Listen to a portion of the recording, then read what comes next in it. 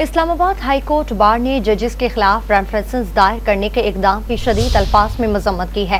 एलामिया में कहा गया कि इस्लामाबाद हाई कोर्ट बार आइन और कानून की बालादस्ती और अदलिया की आज़ादी के लिए मुत्तहद है। इस्लामाबाद हाई कोर्ट बार आइन और कानून के लिए अदलिया के साथ खड़ी है। वकला रहनुमाओं ने वाज़ेह किया कि कोई इदारा दूसरे के मामलात में मुदाखलत न करे। हर इदारे को आइनी हुदूद की पासदारी करनी चाहिए। अगर किसी को अदालती फैसले पर एतराज है तो मुतालिका फोरम से रुजू किया जाए। हिस्ट्री में देखें तो सबसे ज्यादा अगर प्रोटेक्ट किया आइन को तो वकीलों ने किया है और वकीलों ने हमेशा आइन के मुताबिक जो काम हुए हैं उनको प्रोटेक्ट किया है।